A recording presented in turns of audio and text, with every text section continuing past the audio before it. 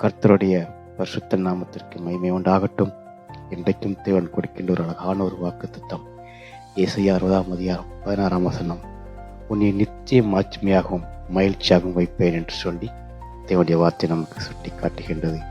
அன்புக்குரிய தேவஜனமே, தேவன் ஒரு அளவிட முடியாத ஒரு அளவிற்கு நம்முடைய வாழ்க்கையை சமாதானத்தையும் சந்தோஷத்தையும் மகிழ்ச்சியும் கொடுக்க வல்லவராக இருக்கின்றார். இந்த தேவன் நம் மீது அதிக அன்பும் நேசம், பாசம், ஒரு அக்கறை உள்ள ஒரு தேவன், நம்முடைய நிந்தையை மாற பண்ணுகின்ற ஒரு தேவன், நம்முடைய துயரங்களை நீக்குகின்ற தேவன், நம்முடைய ஒவ்வொரு குறைவுகளையும் தெய்வாய் மாற பண்ணுகின்ற தேவன். இந்த தேவன் மாத்திரம்தான் நம் மீது ஒரு அன்பு, ஒரு பாசம், ஒரு நேசம், ஒரு இரக்கம் வைக்கக்கூடும். இந்த உலகத்தில் வேற எந்த அன்பும் எந்த செயலும் நம்மை தேற்றாது. ஆனால் ஆண்டவர் இயேசு கிறிஸ்துவனுடைய அன்பானது நம்முடைய இருதயத்தை மாற பண்ணும், நம்முடைய சிந்தையை தெரிய பண்ணும், நம்முடைய செயல்களை ஆசீர்வாதமாய் காண செய்யும். இன்றைக்கு நாம் அதை உணர்ந்தவர்களாய், அதை புரிந்தவர்களாய் இருக்கின்ற போதே உன்னை நித்திய மாட்சிமையாகவும் மகிழ்ச்சியாகவும் வைப்பேன் என்ற வார்த்தையின்படி நம்முடைய வாழ்க்கை அளவிட முடியாத அளவிற்கு ஆசீர்வாதத்தையும் சமாதானத்தை காணும். நாம் அவருடைய சமூகத்திலே அவருடைய பிள்ளைகளாய் வாழ்வதற்கு என்ன வழிமுறைகள் உண்டோ அதை மாத்திரம் நாம் பின்பற்றினாலே போதும்.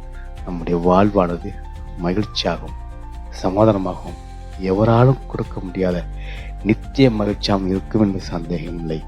அதை விசுவாசியுங்கள், அதை புரிந்து கொள்ளுங்கள். உங்கள் நடைமுறை வாழ்க்கையில ஒவ்வொரு செயல்கள் மத்தியிலும் கர்த்தாவே, நான் என்ன செய்யணும், நான் காரியத்தை எப்படி செய்ய முடித்துக்கணும், எனக்கு ஞானம் இல்லையே என்று ஒரு குறைகளை சமூகத்திலே முழு மனதோடு அர்ப்பணிக்கின்ற பொழுது அதை நிறைவாய் மாறப்படுகின்ற தேவன் உங்களுக்கு நித்திய மகிழ்ச்சியை கொடுக்க வல்லவராயிருக்கிறார்.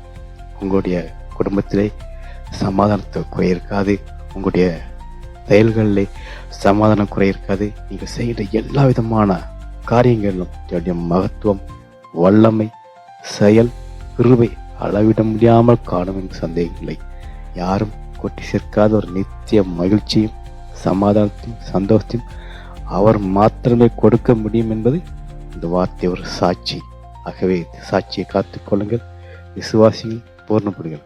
கட்டாயம் கிறிஸ்துவ வாழ்க்கையை மகிழ்ச்சியை கொடுத்து ஆசீர்வதிப்பார் என்று சந்தேகமில்லை. கர்த்தர் தாமே நம் எல்லோரும் ஆசீர்வதிப்பாராக. ஆமென்.